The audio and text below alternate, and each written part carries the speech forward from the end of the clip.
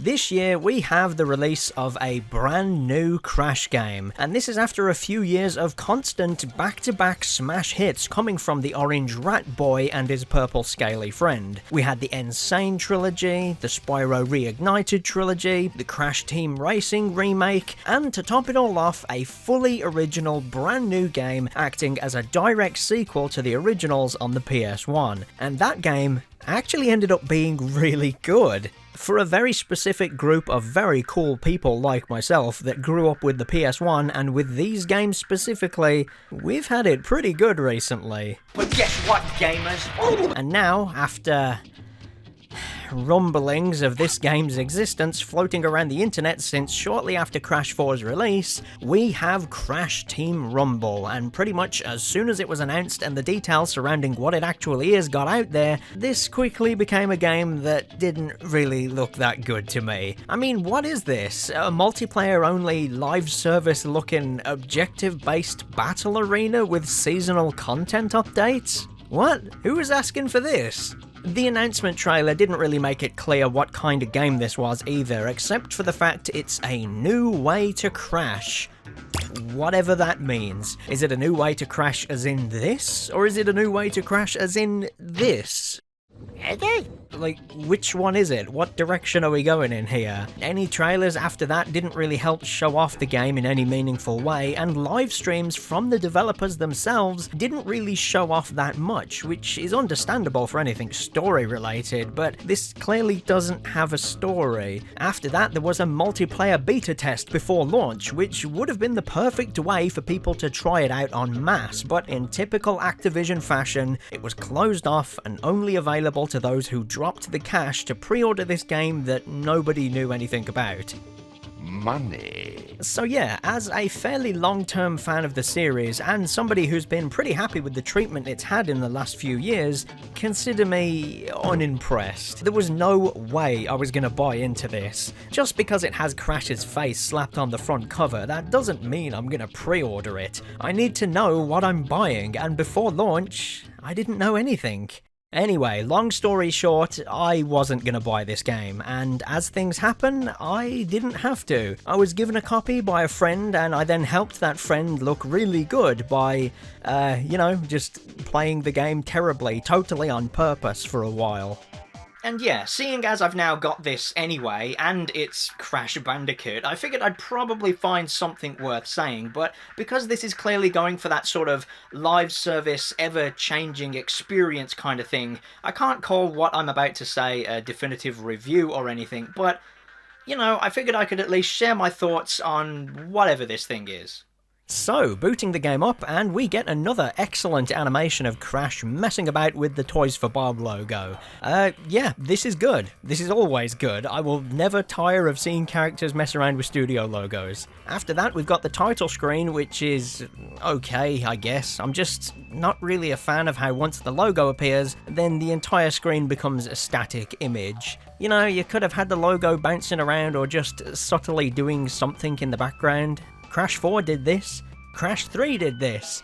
Even the Wrath of Cortex did this.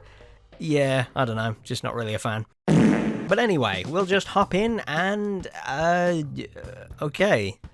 I guess I need PS Plus before I've even done anything. Yeah, I actually thought to myself, I haven't even got off the title screen yet, so there's no way I could have started matchmaking, so I tried it again, and yeah, you literally can't even get past the title screen unless you have PS Plus. I did know this was a mostly multiplayer game, but for it to have literally zero offline functionality whatsoever is a pretty big red flag for me, but okay, whatever. I bought some PS Plus, and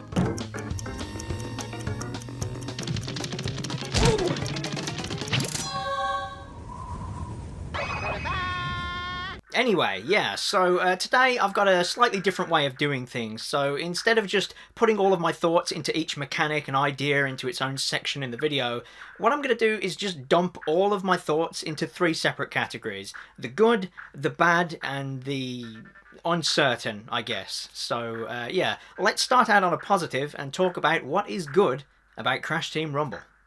Okay, so despite the hilariously bad first impression thanks to the reveal, the trailers, the lack of all understanding of what the hell this is even supposed to be, and the upfront online subscription fee needed in order to get past the friggin' title screen, despite all of that, I would say the gameplay is pretty fun. It's pretty fun with an asterisk next to it, which I will explain why that is later on, but for now, yeah, I would say the gameplay is pretty fun. To explain why it's fun, I feel I should first go into what this actually is, because the marketing team for this game did a pretty terrible job of doing that themselves. If I had to sum this up in a quick and easy phrase, it would be a 3D collectathon, team-based, capture the flag type thing, I guess. Yeah, this is kinda doing its own thing, but thankfully you do have a little tutorial which teaches you the basics. And my first thought here was that it's just a bit of a fun novelty to have Crash moving around like this in a fully 3D space with a freely rotating camera. I don't think we've had a game like that in this series since Crash Twinsanity? But anyway, each team needs to fill the Wumpa meter at the top of the screen by collecting Wumpa fruit and bringing it back to their home base, which sounds simple enough, but there is a little bit more to it than that. With Wumpas being the main goal, there's also relics scattered around which can go towards activating level-specific gadgets or events that can help your team out and hinder the opposing one. Each level is different with these, and there's usually a smaller power-up that only costs a few relics, as well as a bigger, more powerful one that will take multiple trips worth of relics deposited in there in order to make use of it. So for this beach level, you can activate these beach balls that let your team run around faster and smash open boxes automatically, as well as a bonus home base in the center of the map that doubles any points going into it for a short while.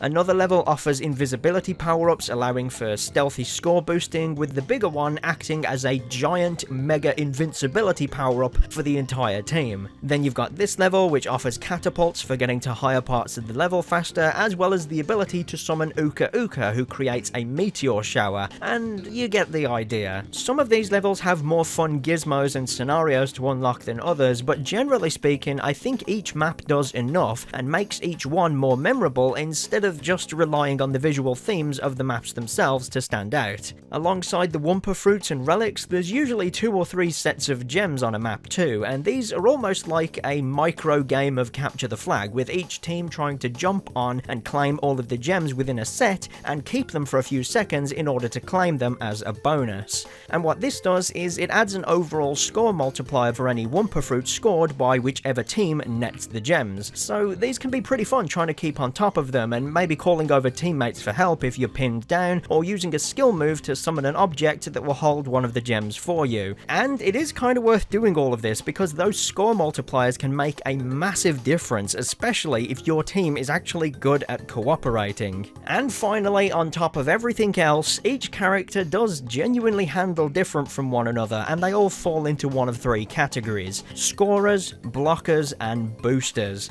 Scorers are the characters that are better suited for running around the map and collecting Wumpa fruit to drop them back at the main base, as these are the guys that can carry the most fruit at any given time. Blockers are the characters that can take and dish out more damage, making them good for getting other teammates out of trouble and maybe positioning themselves near either home base to attack or defend. And boosters are similar to scorers, except they're more geared towards collecting relics, because when you play as them, you'll often find relics bundled together in sets of 2s or 3s, allowing you to go around the map and activate gizmos much faster than anyone else. Now, you can do any of these things as any of the classes, and you will be rewarded for doing so, but from just playing around with them, you'll quickly see how each class does genuinely do a better job at whatever it is they're supposed to be doing. And yeah, with everything combined, you just end up with this chaotic, but not too chaotic, competitive collectathon platforming action that does actually work. Like, yeah, I was having a lot of fun with this once I got used to it. Matches can last anywhere between 2 and 8 minutes from my experience, and character movement feels plenty good enough, with it basically being the same as it was for Crash 4. And each character has their own abilities and movement options, along with an extra ability that you can equip to any character, so I'm pretty sure you'll just naturally find a role and a character that you like the most. For anybody that's curious, I main Coco in this game. She has this wall ability to block block people from chasing after you that you can also use to boost your teammates. Then on top of that, she's got her double jump from the mainline games, but she's also got this mid-air dash that you can do, which makes getting around each map feel really fun. She is easily the fastest and bounciest character to play as for me. Like, I can't get enough of this. This is great. It also helps that she is a booster, and that's kind of the role I naturally sway towards doing anyway, because I like getting those team abilities ready as soon as possible, and it feels pretty good to just chip into that. Seriously, when I play as a booster, there's been more than a handful of times where I have not screwed around when it comes to doing my job. Look at this. And at the end of a match, as simple as it is, there is something really good about seeing my own name pop up at the end for being the best performing player. I know it's only small, but cut me some slack. I don't really play competitive multiplayer games these days. The only ones I've ever been legit really good at were the competitive modes in Dead Rising 2 and Assassin's Creed Revelations, so I'm gonna take this as proof that I don't completely suck at video games, okay? So yeah, if nothing else, I've got to give this game mode credit for being as fun and well thought out as it is. Toys for Bob have genuinely managed to take that collectathon platformer doodad hierarchy and make it work within this completely new context of a multiplayer battleground, which in itself is just really fun to play, and the maps kinda cater to everyone's moveset with a nice balance of wide open spaces and verticality. So yeah, I can't really fault their efforts here. The gameplay is actually really fun. That's not to say some small improvements wouldn't be appreciated though. The lobbies can sometimes feel a little rushed, and you can often end up in a team full of the same class because it was too busy showing you all of the badges that you earned in the previous match. It would also be nice if you had the option of swapping out those abilities assigned to the triangle button every time you're knocked out of the game, similar to how multiplayer shooters let you swap out your spawn loadouts and perks. Again, I've kind of gone into a match with the wrong perk selected for my role before now because I ended up having to rush through my character selection screen. And hey, later on down the line they may even let you swap out characters after being knocked out. Who knows? Now, earlier on, I said the gameplay is pretty fun with an asterisk next to it, and that's because outside of that moment-to-moment gameplay, everything else has kind of been done, I don't want to use the word terribly, but, I mean, it's pretty bad. Like, it's pretty really bad, and I don't really know where to start with any of it. Okay, so I guess if I had to start anywhere, it's going to be the issue that I reckon is the most obvious, and the one that I feel is really going to affect the longevity of whatever this game is, and that would be that there's no escaping the feeling that this should have been a free-to-play game. But at the same time, when comparing it to a very successful free-to-play game that I am familiar with, Crash Team Rumble doesn't feel like it has enough to offer that would make people want to spend money on it if it were free to play. You know, like either which way, it kind of feels like the launch for this game has screwed itself over in the long run. You've got these plans for a constantly growing roster of characters and maps, but it doesn't seem like it's enough given seasons appear to last around 3 months or so, and the fact it literally doesn't work offline at all. Then of course you've got the upfront cost of needing to buy this game in the first place, which is immediately putting people off. I should know, I was one of those people. I can't stress this enough. If I wasn't outright given a copy of this game, I probably wouldn't be here talking about it today, because Crash Team Rumble was not something I was going to spend my money on. But, you know, I have given it a fair shot, and I have put enough time into it where I feel I can say it does have some fun gameplay, but it's just everything else surrounding it that's the problem. You know, it's one of those games where I feel like I've got a lot to say about the nature of it as a thing you can buy with your money, and to do that, I've got to dive into things like online services, connectivity issues, battle passes, microtransactions, and all sorts of things I've never really had any need to talk about on this channel before now, and it's kinda crazy that it's a Crash Bandicoot game of all things that's making me do it now, but there you go, Activision's gonna do what Activision's gonna do. We've got to have money. Normally, with multiplayer games like this, it's done by either having the game cost money up front and then having free updates added in afterwards as a means of both keeping people on board and bringing in new players, which in turn justifies even more free content being made. On the other side of the same coin, you can make the game be free to play up front and then offer smaller things to purchase like cosmetics, a seasonal battle pass, or perhaps access to an entirely different game mode. And for that, you've got this as a pretty good example. Yeah, I am going to bring up Fortnite a few more times throughout this video because it is a game I do actually play every now and then, so I can at least discuss it with some degree of confidence, you know? And while microtransactions and paid battle passes aren't a thing in Crash Team Rumble yet as of making this video, I'm absolutely sure they will be in the future. This is Activision. Remember how they added microtransactions into Nitro Fueled shortly after it launched? It was a pretty convenient way of making all the launch day reviews not mention them, right? And that's not to say I hate microtransactions, because when done right, they're far from the worst thing in the world, and I reckon they can be a good way of supporting an otherwise free game. I think they work just fine when a character pops up in a game like Fortnite and you just want to be able to play as them. Yeah, sure, spend £2 and play as Spider-Man, why not? The problem with microtransactions for me is when they become really scummy, like how Ubisoft have put them inside their more recent single-player Assassin's Creed games as quote-unquote time saver packs. But if Crash Team Rumble adds microtransactions, well, I don't think they'll automatically fall into the scummy category, but I also don't think there's really enough they could offer to make them work, so it's more like that they'll seem a bit pointless, which in turn kinda makes them a bit scummy by default. Either which way, the base game isn't gonna magically become free, at least not straight away anyway, so it's like they've taken both of those multiplayer game launch approaches, but then having only used the least consumer-friendly aspects of each one. It's especially crazy to think about when this is a game that released on the back of Crash Bandicoot 4, a game that was so in tune with what its target audience was after at the time, and now we have this, which seems the exact opposite. If the upfront cost of buying this game wasn't enough to put people off, then to have the progression and unlocks tucked away behind yet another payment barrier and a subscription service fee is going to put people off even more. Apparently, the digital deluxe version I ended up with has 2 battle passes included with it, so while this isn't going to be an issue for me personally just yet, once this first free season is over, it'll be exactly like that for a whole bunch of people. And given the state of things right now, I really don't see that many people thinking the Battle Pass is going to be worth buying for several reasons, which I'm gonna have to go into.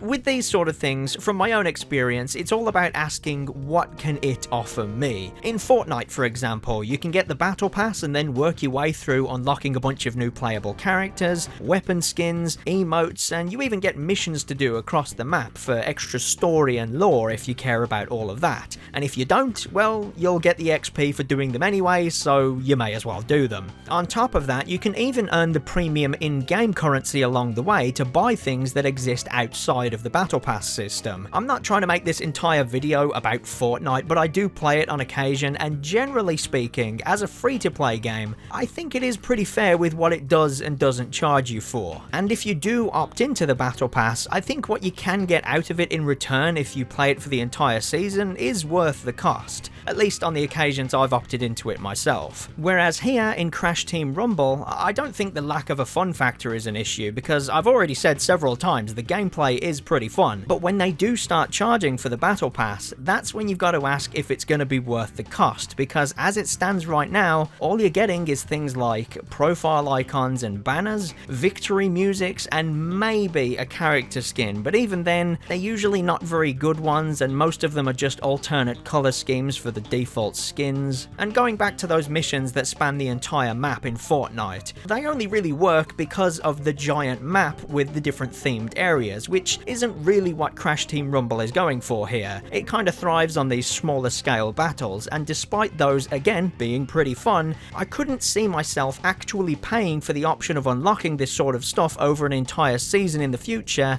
if this is all you're going to get back from it. You can also earn XP for each character and unlock more specific things for them, which seem a little better, but even then it's nothing spectacular, and because of the sheer lack of information about this game out there, I've no no idea if these are included within the Battle Pass system itself or not, which is eventually going to be a paid service. And this is weeks after the game came out. It's an absolute mess. Like, how is it so unclear? The other problem I think Crash Team Rumble is going to face in the long run if Activision intend to keep it around is the lack of reach this game will have for enticing content that will make people want to come back and perhaps even spend a bit of money on. Now, I'm not saying I want more skins that will cost extra money, or that I want things to spend extra money on every time I return to this game, but if this is the route they're going to take, then you have to ask yourself, where's the wow factor? Where's the stuff that's going to make you want to buy it immediately, just because you think it looks cool? Again, Fortnite is the best example I have of this, because they've proven time and time again that there's almost no limit to where they'll go to provide this exact kind of thing, with the idea being that eventually there'll be something for you. For me, it was the Xenomorph from the Alien movies. Yeah, of course I'm gonna buy that. That thing is awesome. But with Crash Team Rumble, I end up having to ask, how wide a reach could they realistically have with any of this? Again, I'm not trying to say I need every Crash Bandicoot game ever to have purchasable skins, but this one is very clearly going for that same kind of live service, event-focused multiplayer game that others have successfully pulled off, so you've got to place it on the same pedestal if you want to ask questions. And the main one from me is, what could they possibly add to this roster of characters that would surprise and excite me enough to spend money again? And I don't have an answer for that, because I don't really see much here exciting me. What are they gonna do? Are they seriously gonna make people pay for the skins that were already there in Crash 4? Well, considering most of them don't appear within this first free battle pass, then yeah, I think that's exactly what's gonna happen. I've no doubt some Spyro characters will get added in, doubly so because, again, the assets have already been made. They're right here in the Reignited trilogy, ready for the copy and pasting. But beyond that, and some different outfits for the characters we already have, I just can't see anything impressing me enough to want to shell out for it. And of course, everything I just said in relation to being okay with the idea of spending more money on this thing was me running on the logic of this being a free-to-play game. Which it isn't.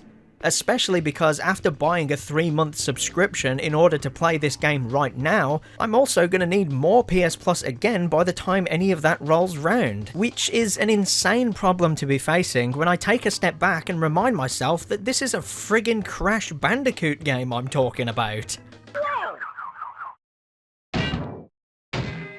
Any other issues I have with this are nowhere near as big and embedded into everything as the whole live service game model, but there are still a few things that have just, I don't know, they've just kind of rubbed me the wrong way. The obvious one is that this must have originally been part of Crash 4 at some point, right? It's so asset flipped, there's no way it couldn't have been. And while I do feel that what we have here is worth more than a simple bonus game mode slapped onto Crash 4, I'm not so sure it's worth the current standalone asking price plus the cost of whatever online subscription you may need, considering how much there is to actually do here right now. At launch, there's only one game mode across a single-digit number of maps, and that's it. Now, I'm not against games reusing assets. In fact, some of my favourite games over the years have actually done this, but they've often ended up being fairly large-scale games, using previous assets in addition to newer ones to flesh everything out. Whereas here, I'm pretty sure 95% of everything on show is from Crash 4, along with music tracks taken from the Insane trilogy and nitro-fueled. One of the more noticeable parts of this for me was the animation work done on certain characters, or rather, the lack of animation work done on certain characters. Because weirdly enough, all of the characters that were playable in Crash 4 are animated really well and have little death animations for whenever they're knocked out of the game. Again, animations they already had, but anyone else just gets a quick and simple skull and crossbones most of the time. Now, this animation can play for any of the characters to be fair, but I found it happens a lot more often with anyone that didn't already have death animations ready-made to copy over from Crash 4.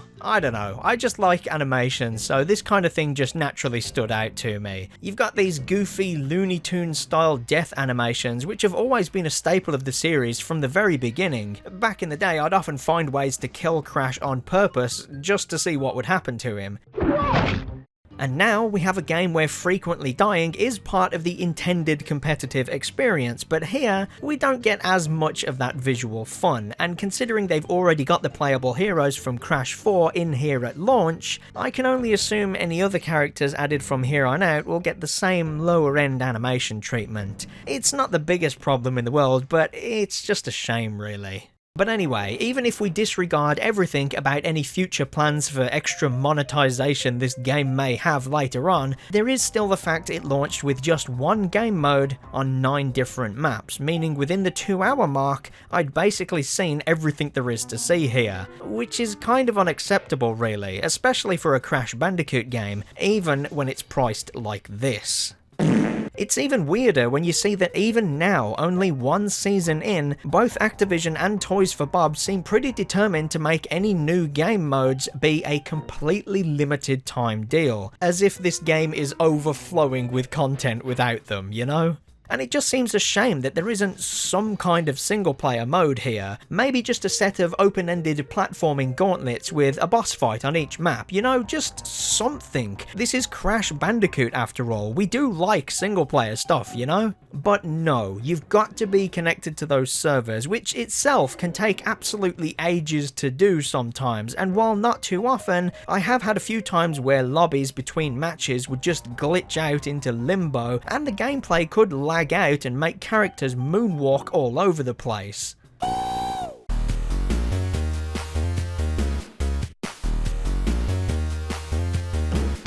And I guess that's the biggest fault with this game, that all of its problems sound like they belong to an entirely different franchise, not Crash Bandicoot. Most of us who enjoy this series are pretty happy with the single player and couch co-op stuff that's been offered in the past, and we would have happily bought into more of that. But instead, we've got this live service game and all of the modern problems that come with it. The absolute lack of skill when it comes to reading the room in this situation has been either insane or kind of impressive, depending on what way you look at it, because to me, it was pretty obvious. The main things people wanted after Crash 4 was either Spyro 4 or Crash 5. It was one of those two things, so I don't really understand how we got to where we are now.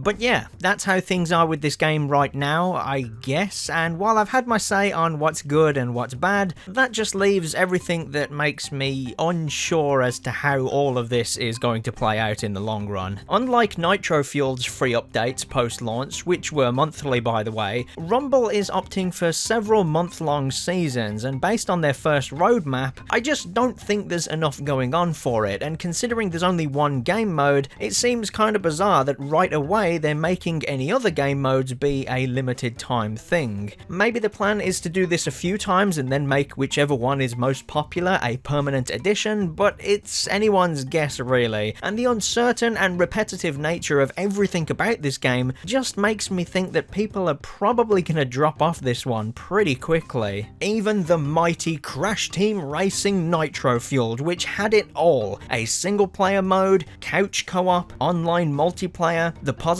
word of mouth spread thanks to its tight and responsive controls, the old school fans being able to play their favourite tracks again, and the longer term appeal of having new content added in post-launch. Even with all of that, it only ended up having 9 months worth of ongoing support, despite having a way more active online community and a much more excited reception by fans compared to Rumble. I know for a fact I've got several friends who like Crash Bandicoot and are not prepared to buy into Crash Team Rumble. And I honestly cannot blame them. And it's a shame because if we're just talking about the gameplay, there's a pretty good game here. Each time I boot this up, I'm usually pretty happy to just play it for an hour or so, but it is just the one mode, which could get pretty boring to some, and it's surrounded by so much other bullshit that it's just alienated itself from pretty much everyone who would normally enjoy seeing a brand new Crash Bandicoot game land on store shelves. And that's kind of where I sit with all of this.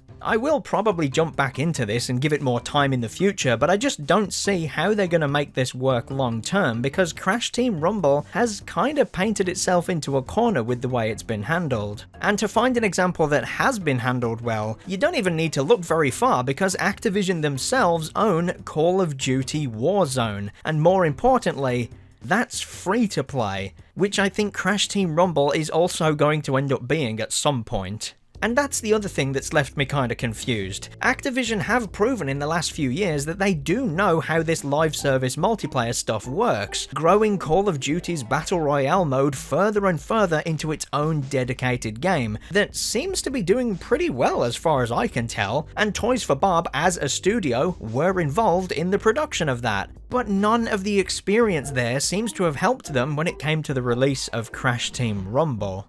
And the biggest uncertainty I think this game has going on right now is how it will affect the future of Toys for Bob, because I really do like this studio and they clearly have a lot of folk working there that are passionate about these characters, but I just reckon this new game of theirs isn't gonna live up to the Activision overlords' lofty expectations of a new online multiplayer game launch, and in turn, I have no idea how that's gonna affect the studio as we know it today. You know, like if this game fails, then there is a chance it could end up being the singular reason we never see Spyro 4 or another traditional Crash Bandicoot sequel ever again, and it could well be the game that sends the studio back, deep down into the Call of Duty mines for good, which would be an absolute waste of talent. And I wouldn't feel so conflicted about any of this if the gameplay was utter garbage, but it isn't. But at the same time, it's just not what anyone was asking for. So, yeah, that's Crash Team Rumble, I guess. It's not really a game I could fully recommend because of the mess that surrounds its gameplay, even though that gameplay is pretty fun. It's just not fun enough, I don't think. And yeah, obviously this could grow into something much more in the future, and I can always come back and check it out then, but for now, the message to Activision and Toys for Bob from someone like me would be to just read the room, you know? It doesn't take that much to go online and see what people want from these characters right now, and I would have just stuck with those ideas because to me, they're pretty obvious, you know? Not every game needs to be a live service one, and I think Crash Team Rumble has just become the newest textbook proof of that.